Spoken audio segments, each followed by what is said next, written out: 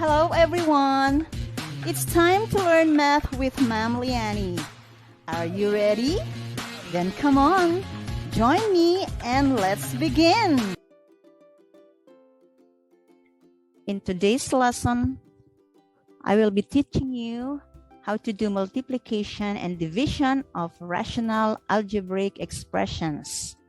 Our objectives: discuss the steps in multiplying and dividing rational algebraic expressions, and multiply and divide rational algebraic expressions. How do you multiply fractions? If you know how to multiply fractions, you will learn easily how to multiply rational algebraic expressions, because rational algebraic expressions are also multiplied in the same manner as fractions. How? Cancel out common factors from the numerator and denominator, and then multiply the numerators and multiply the denominators.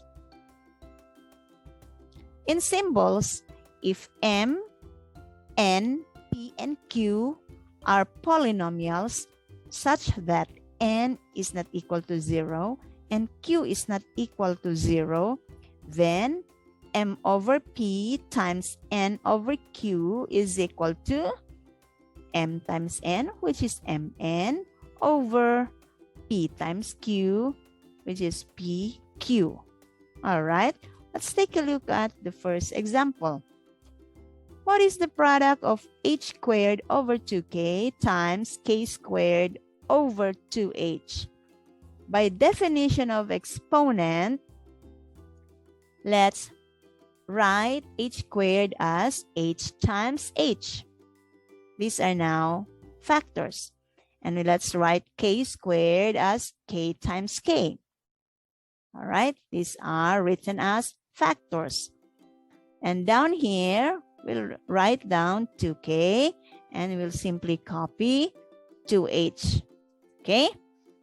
Now let's cancel out factors equal to 1.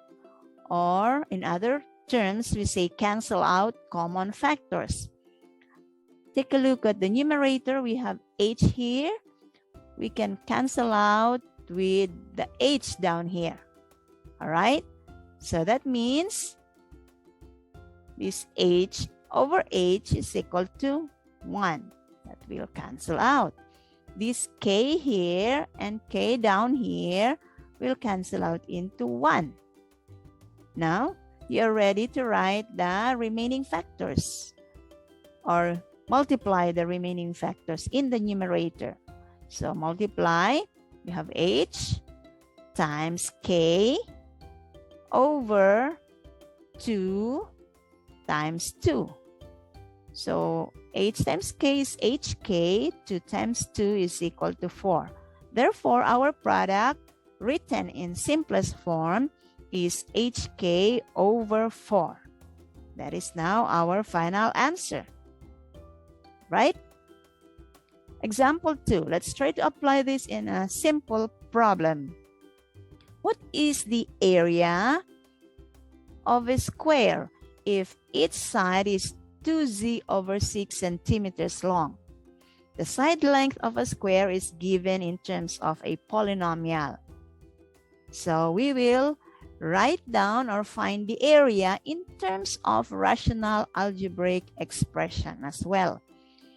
So we know that the area of a square is equal to the side squared. So let's write the side given, 2z over 6, and then we square that. That means we have 2z over 6 cm times 2z over 6 cm. Before we multiply the numerators and denominators, let's try to cancel out common factors. Okay, you can see 2 and 2 down here will cancel out. This 2 and 2 here will also cancel out. Okay. Now, I think there's no more common factors from numerator and denominator, so we can now multiply the numerators together. You have z z times z. So we have z times z. Write it down. We have 3 times 3. Write it down as well. And finally, you have z squared over 9. This is now the area of the square in terms of square centimeters. Okay? Okay, let's have another example. Give the product of y minus 4 over y times y squared over y squared minus 16. So let's go to the solution. Simply copy down here the two expressions to be multiplied. Okay, let's go to the first expression. Simply write down y minus 4 over y kasi hindi naman pwedeng i-factor na yan. Prime na yan, kaya hindi pwedeng i-factor. Times, yung y squared, sulat mo yan na y times y. Yung y squared minus 16, pwedeng i-factor yan. Difference of two squares yan. Maalala niyo pa ba? So, kunin mo yung square root ng y squared, which is y, and square root of 16, which is 4.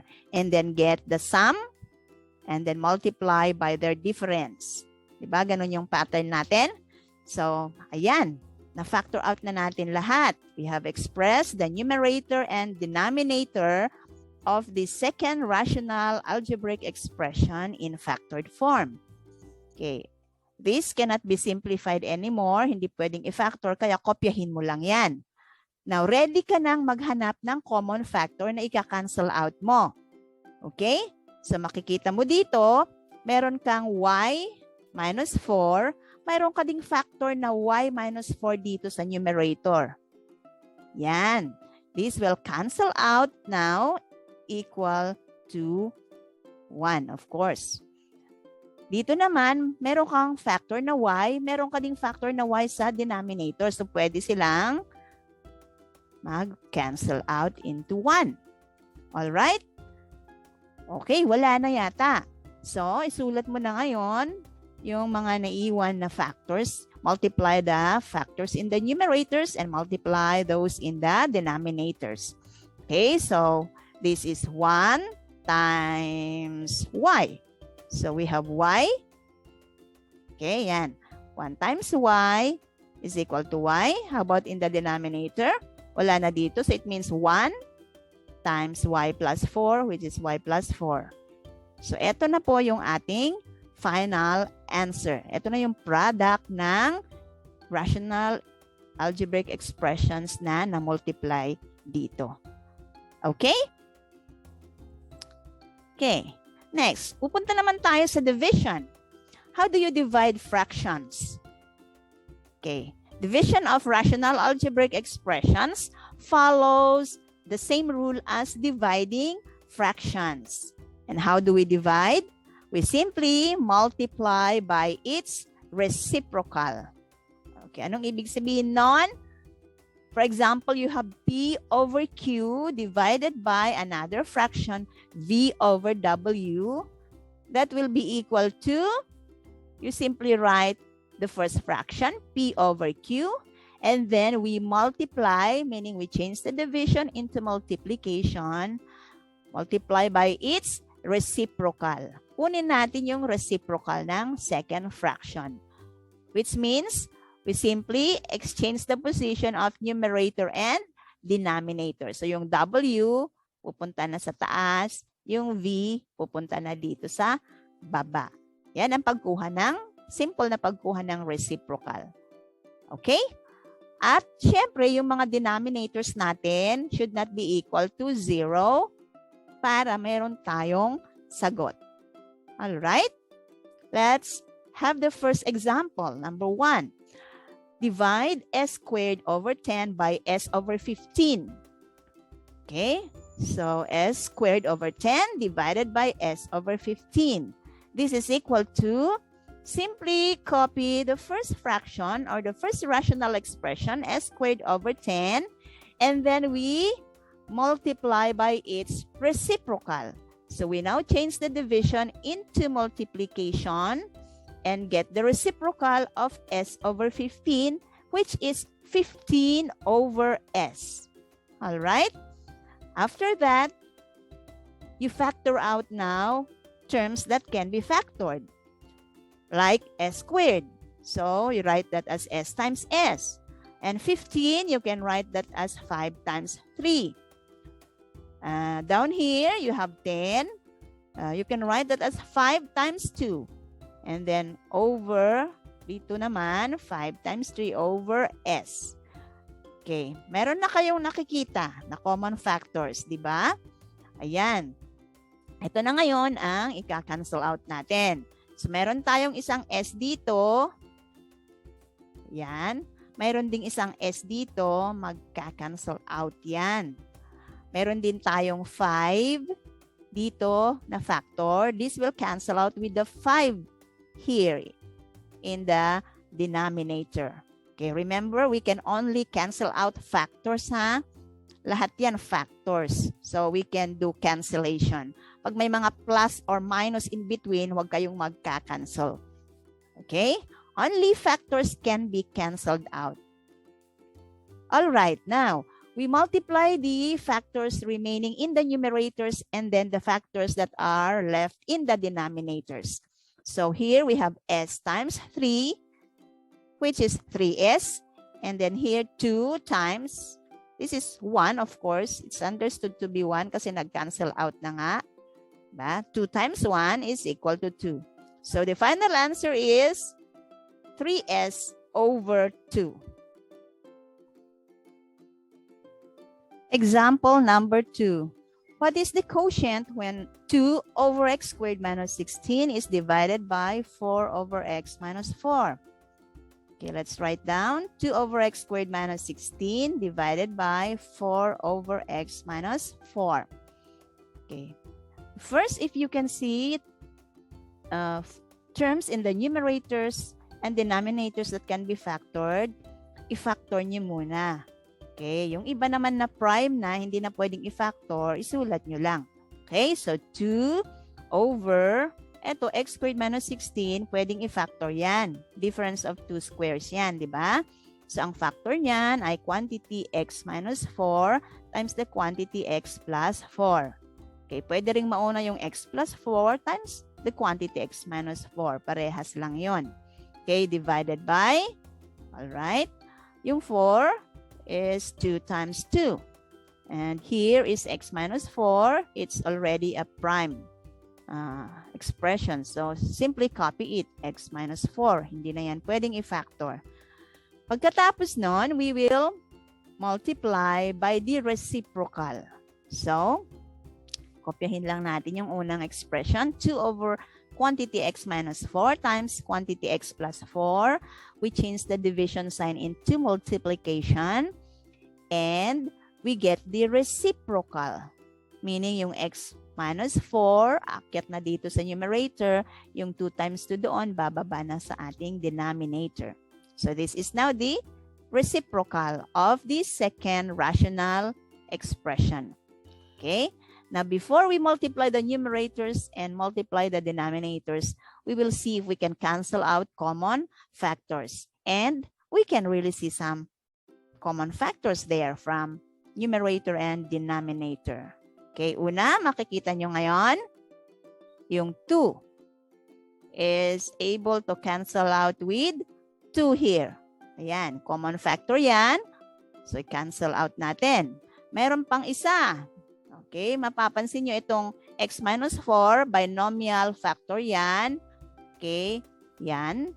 Magka-cancel dito sa x minus 4 dito sa baba. Diba? Common factor sila. Ayan. Okay? After you have canceled out common factors, you now multiply the numerators and the denominators. So dito, wala nang naiwan na factor. This means our factor here is 1.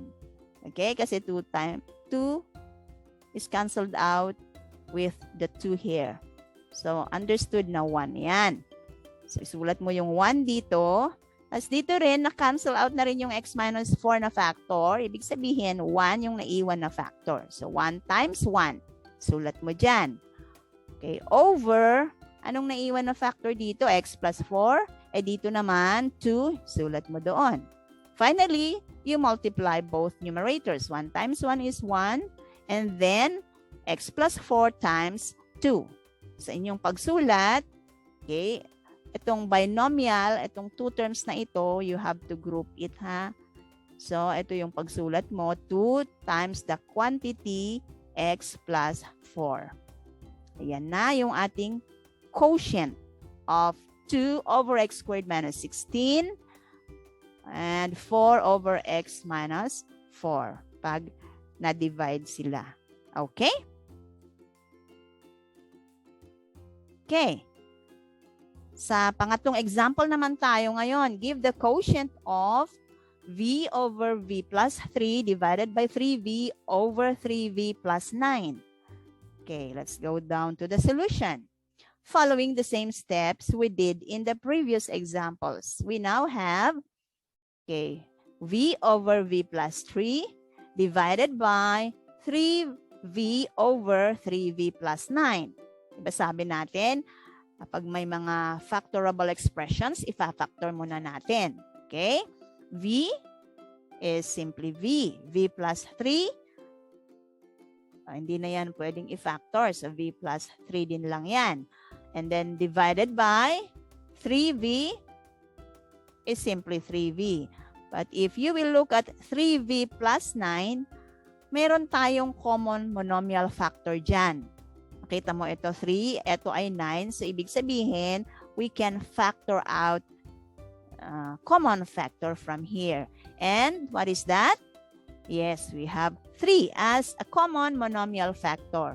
We factor that out here and then write down the remaining factors inside the parentheses. So 3v divided by 3, v na lang dyan. And then 9 divided by 3, and we have 3 here. Okay? And then we now proceed to multiplication by reciprocal. So change na natin yung division into multiplication sign, and we get the reciprocal of this expression, the second expression. So itaas natin yan, magiging 3 times the quantity v plus 3 is now in the numerator. Yung 3v doon, lalagay na natin dito sa denominator. Okay? And before you multiply, again, you cancel out common factors. May nakikita ba kayong common factors? Meron po. Okay, may nakikita ako dito. We have the v here can cancel out with the v factor here. Diba? Yan. Meron pa. How about the 3 here? The 3 can cancel out with the 3 down here in the denominator. Okay, meron pa din. May nakikita kayo? Ngayon, we have the binomial factor v plus 3. Di ba common sila dito? Parehas lang. So, we can cancel them out. May v plus 3 din tayo na factor dito sa numerator. So, everything actually, all the factors canceled out. So, what does that mean? Our answer here is equal to 1. 1 ang naiwan sa numerator, 1 din ang naiwan sa denominator. So, 1 over 1 is equal to 1. That is now the quotient of these two expressions. Okay, we will now go to the last example and let's try to apply it in a simple problem. How much is 1 mango if y squared minus 2y minus 3 over y squared plus 4y plus 3 mangoes cost y squared minus 7y plus 12 over y plus 3 pesos. So, ito yung number of mangoes, ito daw yung cost niya. So, paano natin malalaman yung price ng isang mango? Okay, let us divide the total cost in rational algebraic expression divided by the number of mangoes, which is written in rational algebraic expression. And then do the steps we did in the first 3 examples. Okay? So, yung total cost is y squared minus 7y plus 12 over y plus 3 divided by the number of mangoes, y squared minus 2y minus 3 over y squared plus 4y plus 3. So, if you notice, this numerator here is factorable. It's a general trinomial.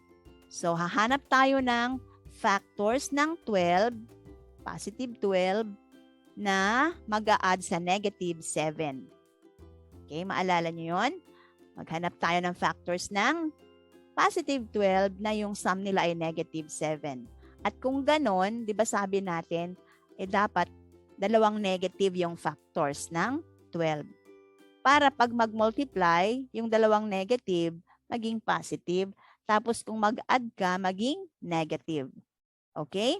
So if you try that, you will come up to a factor of negative 4 times negative 3. Okay, di ba? Yung negative 4 times negative 3, pag i-multiply mo yan, yung product nila ay positive 12. Tapos kung i-add mo naman, negative 4 plus negative 3, magiging negative 7. So this will be our factors. Okay, and of course, we have to write y minus 4 multiplied by quantity y minus 3. Okay, over y plus 3. You simply copy that. Hindi naman na pwedeng i-factor yan. Dito ay mayroon ding another general trinomial. So, hahanap kayo dito ng factors of 3 that will add into 4. Madali-dali ng konti ito dahil lahat ay positive. Ibig sabihin, yung factors nila ay positive din. So, ano ba yung factors ng 3 na positive? Positive 3 times 1 lang naman, di ba? So, 3 times 1 is 3. And if you add 3 plus 1, 4. And that will fit into our trinomial. So, ang factors natin ay y, o quantity y plus 3 times the quantity y plus 1. Okay? Of course, as you go along your solution, pwede nyo ring i-check yan by FOIL. I-multiply nyo itong dalawang binomials by FOIL method at ma-check ninyo kung babalik dito sa product na general trinomial. O dito na naman, pwede nating, it's another general trinomial and we will factor out using the same method. Kasi yung value ng ano natin dito, ng a natin ay 1. So, we simply write y times y. Okay? Hanap tayo ng factors ng negative 3 na mag-a-add sa negative 2. Okay? Ang factors ng negative 3 that will add to negative 2 ay negative 3 and positive 1. Okay, di ba? Negative 3 times positive 1 is negative 3. Pag in-add mo naman yan, negative 3 plus 1, magiging negative 2. So, sakto itong dalawang factors na ito. Ito na yung kailangan natin. Okay? Now, bago tayo mag-multiply, mag-cancel out tayo ng common factors. Yan ang pinaka-purpose nun. Kasi pag pina-factor natin, mapapansin nyo, magbibigay yan ng, makikita nyo may mga common factors na sa numerator at denominator at masimplify na natin. Okay? So, may nakita ako dito. Y minus 3. Yes. At dito sa denominator, magka-cancel out sa y minus 3. So, that's equal to 1 na yan. Isa pa. Mayroon tayong y plus 3 dito sa numerator. Mayroon din dito sa denominator. Magka-cancel na itong common binomial factor na yan. May nakikita pa ba kayo? Meron pa. Okay, eto naman. Y plus 1 will cancel out with y plus 1. Lahat yan ang answers na natin pag na-cancel ay equal to 1. And we will now write the remaining factors. I-multiply natin. Dito sa numerator, that's y minus 4 na lang naiwan. 1 ang naiwan dito. Nag-cancel out na lahat yung dalawang factors. So, we simply write y minus 4. Dito naman sa baba, lahat na-cancel out. So, ang denominator natin ay 1. So, ibig sabihin, ang sagot natin dito ay y minus 4 pesos. Ito pala yung price ng isang mango. Y minus 4 pesos. And yung total cost niya, y squared minus 7y plus 12 over y plus 3 pesos. Okay? So that's how we divide rational algebraic expressions. I hope it's clear to you by now, so that you will be ready to do your assessment. Okay, so you can pause the video and answer one at a time each of these questions. Yan. And after which, when you have done it, you can continue on, resume playing the video and check your answers. The answer is at the very last slide of this video. Thank you, stay safe, and I hope you learned something for this session about rational algebraic expression and its how to divide and how to multiply them. Bye-bye. God bless everyone.